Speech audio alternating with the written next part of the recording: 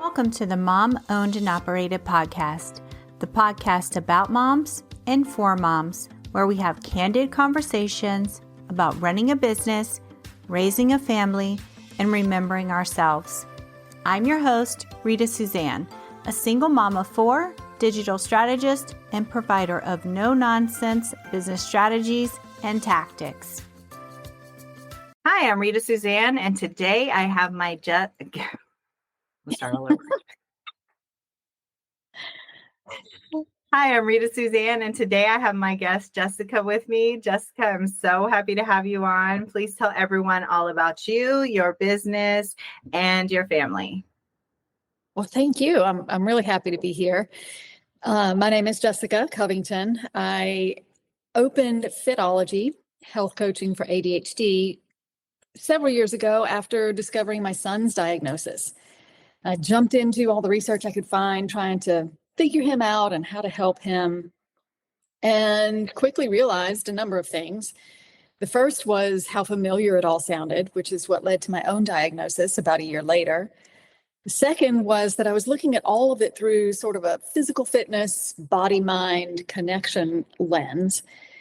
And the third thing that I realized is that everybody else in the ADHD field was going about the whole thing brain first to get the body cooperating. And I had a hunch, since they're always connected, that I could go the other way, get the body moving to get the brain online. So many experiments later, many clients later, several years later, I've come up with a 4-point framework that I use now in my coaching for adult women with ADHD. The framework consists of exercise, nutrition, metacognition and mindfulness, and then systems, habits, and tools. So every client is unique and their goals are unique. So every coaching plan is unique, but that framework fits for everybody and addresses the whole person inside of a whole life. I love that. And how old are your children? They're 15 and 17 and full of character, full of personality, and it will be a miracle if we all make it out of teenagerhood alive. So how long have you been in business? Because we talked a little bit before, and we talked about how you started out in fitness and then you just kind of transitioned over to what you're doing now. Yeah, exactly. Well, let's see. I got out of the corporate world. I had been in law firm recruiting and human resources for many years. Prior to that, my first career had been in dance and health coaching and fitness and wellness. So when we found out we were expecting our first, I decided to make the leap into entrepreneurship then. So many people told me, "Oh, that'll be great. You can work while the baby sleeps. Babies sleep all the time." But my first didn't sleep a wink. He never slept a full night until he was 4 years old. So I wish I could time travel back and just kind of slap all those people who told me it would be so easy to start a business and a family at the same time. Anyway, that said, my first venture was in corporate wellness and health coaching.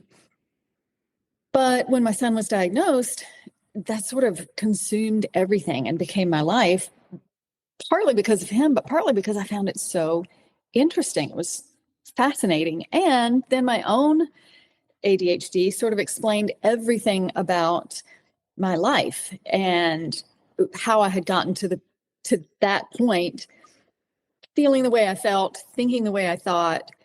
And what really struck the chord for me was the shame and the stigma that so often come along with ADHD, especially if you don't know you have it and you go for so many years unsupported. So once I realized that was so critical, that early intervention was key and that taking a strength-based approach was key, that sort of changed everything for me and gave me a real mission and a purpose. And so that's how I ended up starting fit-ology as an ADHD coaching business in 2007. I have so many things I want to say. So my youngest, he's 13. Okay. Mm-hmm. So he started having seizures, probably 6 years ago. And oftentimes when a child or somebody starts to have seizures, a side effect is ADHD, and they will often have that as like a byproduct. And he was diagnosed with ADHD, but because he was on so many medications for his epilepsy, I didn't want to put him on medication for his ADHD, and because it was just too much as it was. And now that his epilepsy is kind of improving as he's getting older, which is good. He might hopefully grow out of it. We've started the ADHD medicine because he came to me and he said that he had expressed how he didn't feel very smart. He couldn't focus. He was struggling in school, and he was just feeling so, I guess, inadequate. And I didn't realize until you just said that about the stigma that may surround somebody with ADHD, how he was possibly feeling, because I always would say, it's okay. He has an IEP. I wasn't putting a lot of pressure on him in order to like his siblings. So yeah, that's really, and I could see, like, do you feel like adults maybe feel that same pressure? Absolutely. Especially as we get a little bit older, our hormones start to change, and that creates a cascade of changes in neurotransmitters and other functions of the body. It even changes in terms of circumstance. What I find is a lot of times women will come to me and say, I was functioning fine until my baby was born. Whether they knew they had ADHD or not, that's it. I mean, it's no surprise to anybody here that motherhood itself is an identity change, and it changes everything about your whole life, not the least of which is your executive functioning, because all of a sudden you have to do executive functioning skills for a whole new person. So a lot of times they find themselves overloaded, unable to handle even self-regulation, much less co-regulation with another tiny human. Yeah. So yeah, it's pervasive.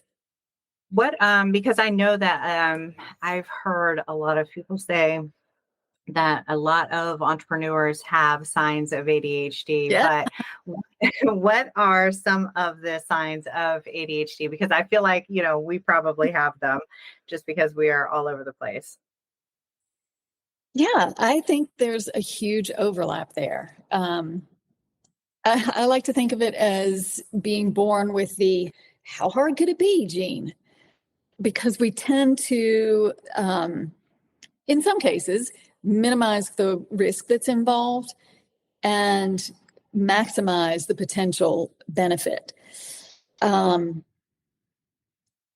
can have its downsides, but it can be a great benefit when it comes to starting a business. We tend to have multi-track minds instead of single-track minds. So we have a real strength in being able to manage various parts of the business, whether it's the marketing, the finances, the client contact, this and that and the other, all the pieces that have to go together.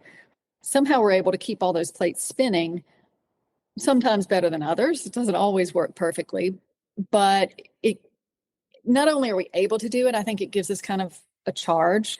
It gives our brains enough jobs to do that we don't get bored, and we're super motivated to keep going and going and going and going. Yeah. Sometimes. So do you think that, I guess, so what you're saying is that it could be an asset to some for the ADHD could be an asset in some ways. So with your 4-tier approach to dealing with ADHD, how does that work for women? It's not just for entrepreneurs. It's just for, you work with women specifically, right? Right. Yeah, that's right. The first thing we do always is to take a deep dive into where they are now versus where they want to be, and figure out how we're going to address that gap. A lot of times people feel like they have one of those 4 areas pretty much in good control already. So we'll spend most of our time in the other 3 areas or where they feel like they could use the most support. What works even better is to start where they already feel competent and capable. So several of my clients are athletes already. We use that basis as an athlete, that discipline, the perseverance, the tenacity, we take that and sort of spread it into other parts of their lives where they're not feeling so strong. So what starts out as maybe the discipline to get up and go for a run every morning drifts into meal planning every week. Something that she already felt pretty good at can translate into something that she didn't feel so terrific at, just because the skills can carry over. Yeah. I feel like those are important things for moms, even without ADHD, right? Because we have so many things, there's so many things going on in our lives that are, and especially like for me as a single mom, like I feel pulled in so many different directions often that, I don't have ADHD, but I feel like sometimes that I might, I'll self-diagnose. No, I think that it's definitely better to be prepared, although it's so hard sometimes. And having someone coach you along the way is definitely more helpful, especially when you have ADHD, because your attention is maybe drifts from one project to the next. Is that how it works? Yeah, that's a huge part of it. Another piece, I think, especially for women who have been diagnosed later in life, is that all our lives we've been told, you're so smart, you have so much potential. If only you would apply yourself, you could do so many things. And so we internalize that message, we start to believe it. And then when things get difficult or they get frustrating, we start beating ourselves up about it and thinking things like, if I'm so smart, why can't I just get this one simple thing done? So I think I lost track of your original question. But the basis of it is being able to understand where somebody is feeling strong and where they're not feeling strong, and then build on that in ways that help them balance the life wheel. That diagram I'm thinking of. Life, yeah. Mm-hmm. I love that, because I like to use that in lieu of, when talking about balance, right? Instead of talking about the scales, we use the wheel of life to really just kind of delegate what's the prevalent, what's important in your life right now. Yeah, exactly. So let's talk about how you work with your clients. Do you have group programs? Do you do one-on-one? What do you do? Right now it's one-on-one. I am so excited because I'm just on the verge of launching a group program.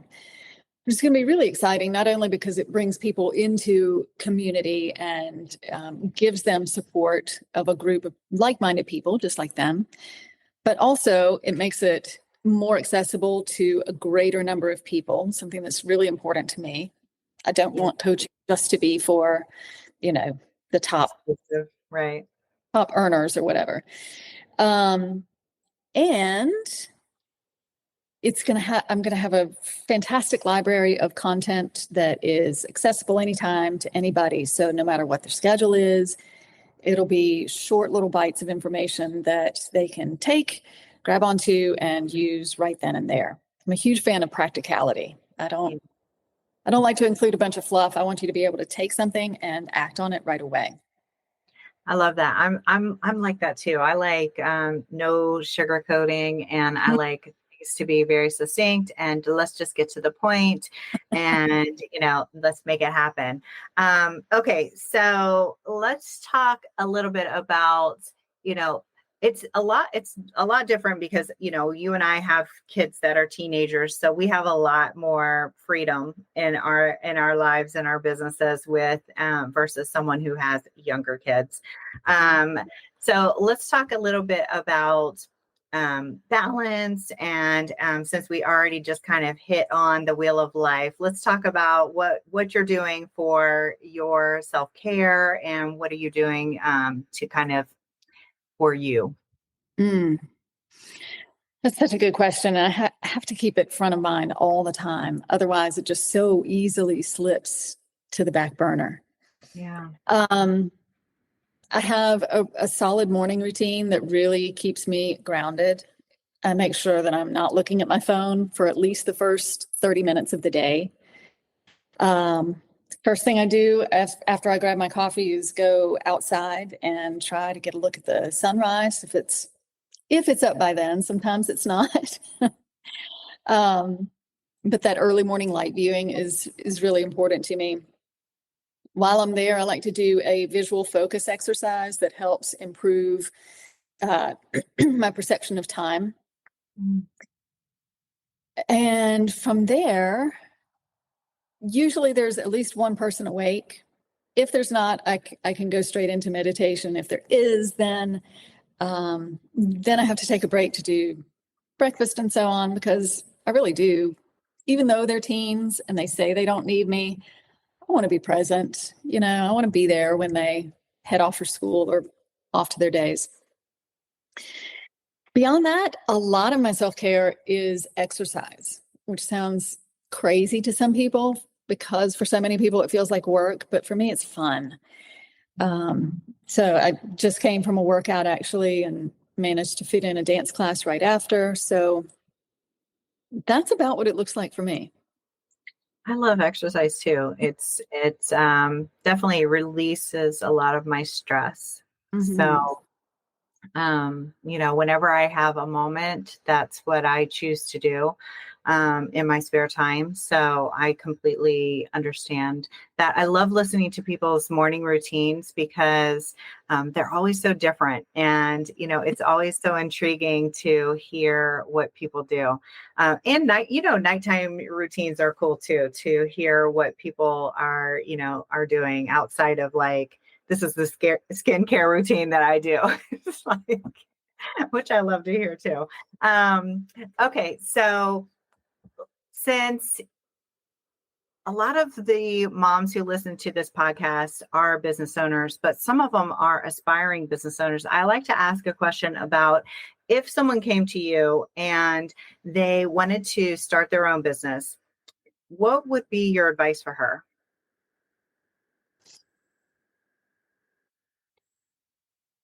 I think the most important thing is really to connect with your big why. You've probably heard Simon Sinek talk about that. I